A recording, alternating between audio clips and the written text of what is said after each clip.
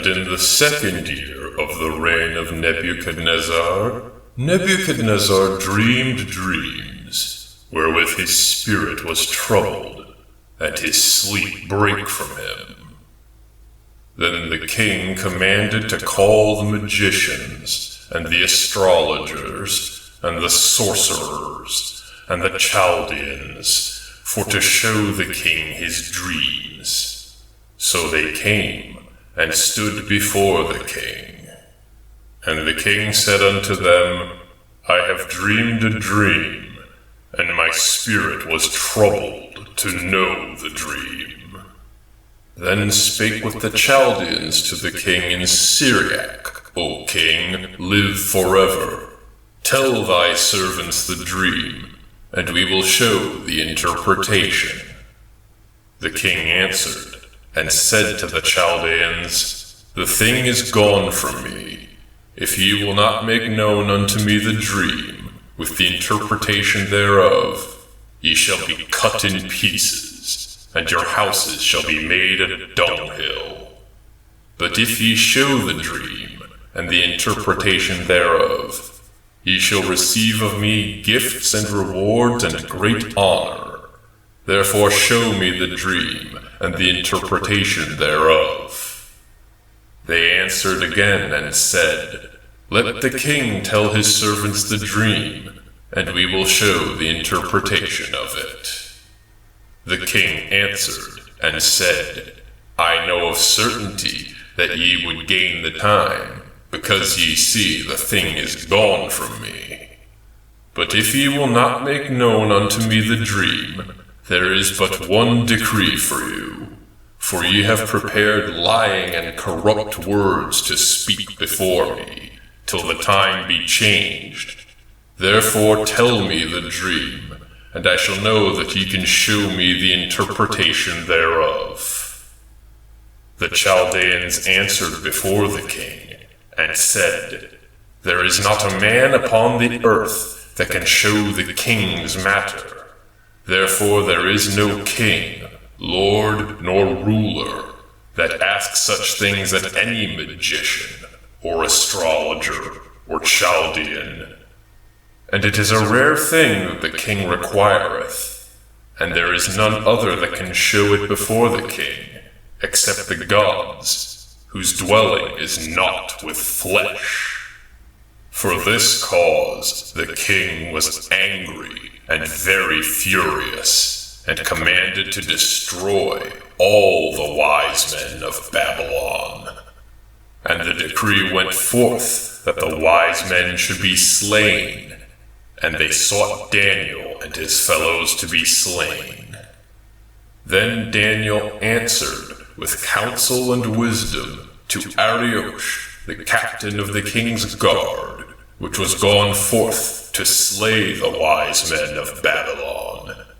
He answered and said to Arioch, the king's captain, Why is the decree so hasty from the king?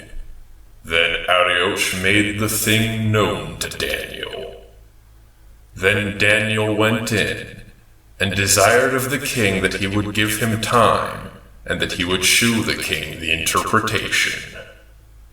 Then Daniel went to his house, and made the thing known to Hananiah, Mishael, and Azariah, his companions, that they would desire mercies of the God of heaven concerning this secret, that Daniel and his fellows should not perish with the rest of the wise men of Babylon.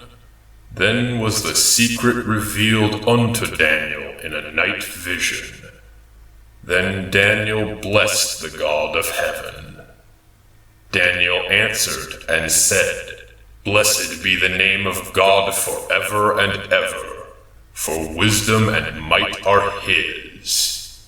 And he changeth the times and the seasons. He removeth kings, and setteth up kings. He giveth wisdom unto the wise, and knowledge to them that know understanding. He revealeth the deep and secret things. He knoweth what is in the darkness, and the light dwelleth within him. I thank thee, and praise thee, O thou God of my fathers, who hast given me wisdom and might, and hast made known unto me now what we desired of thee, for thou hast now made known unto us the king's matter. Therefore Daniel went in unto Arioch, whom the king had ordained to destroy the wise men of Babylon. He went and said thus unto him, Destroy not the wise men of Babylon. Bring me in before the king, and I will show unto the king the interpretation.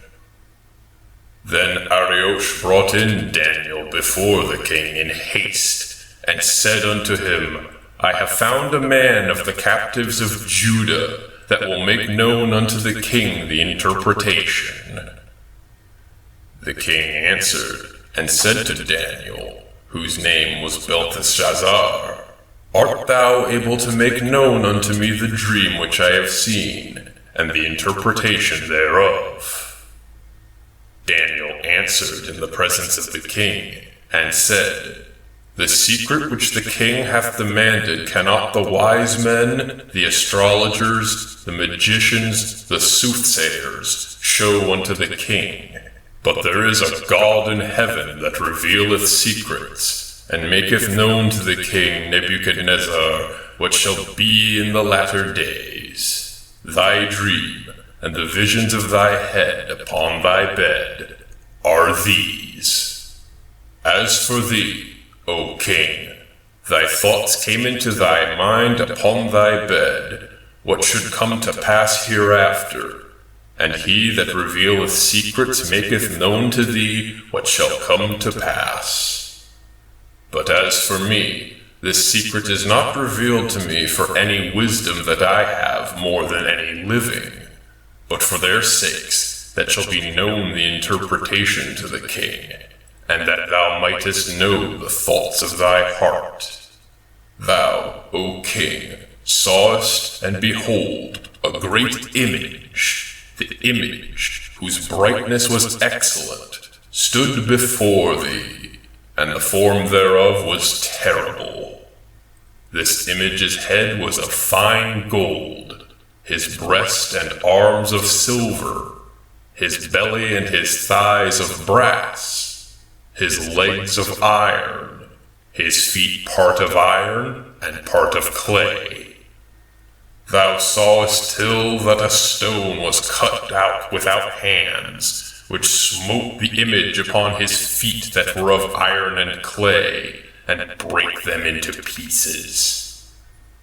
Then was the iron, the clay, the brass, the silver, and the gold broken to pieces together, and became like the chaff of the summer threshing floors, and the wind carried them away, that no place was found for them, and the stone that smote the image became a great mountain, and filled the whole earth. This is the dream, and we will tell the interpretation thereof before the king. Thou, O king, art a king of kings, for the God of heaven hath given thee a kingdom, power, and strength, and glory. And wheresoever the children of men dwell, the beasts of the field, and the fowls of the heaven, hath he given into thine hand, and hath made thee ruler over them all. Thou art this head of gold. And after thee shall arise another kingdom, inferior to thee, and another third kingdom of brass, which shall bear rule over all the earth. And the fourth kingdom shall be strong as iron, forasmuch as iron breaketh in pieces, and subdueth all things. And as iron that breaketh all these, shall it break in pieces, and bruise. And whereas thou sawest the feet and toes, part of potter's clay, and part of iron, the kingdom shall be divided.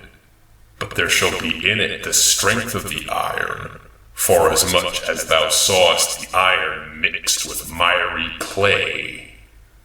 And as the toes of the feet were part of iron and part of clay, So the kingdom shall be partly strong and partly broken.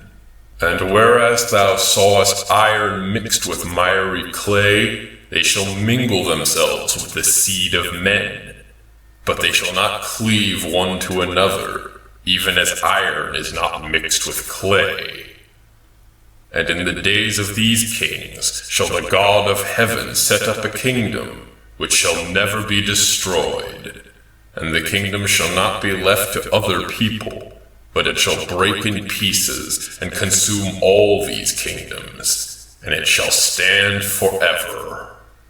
Forasmuch as thou sawest that the stone was cut out of the mountain without hands, and that it brake in pieces the iron, the brass, the clay, the silver, and the gold, the great God hath made known to the king what shall come to pass hereafter, and the dream is certain, and the interpretation thereof sure. Then the king Nebuchadnezzar fell upon his face, and worshipped Daniel, and commanded that they should offer an oblation and sweet odors unto him. The king answered unto Daniel, and said, Of a truth it is, that your God is a God of gods, and a Lord of kings, and a revealer of secrets, seeing thou couldst reveal this secret.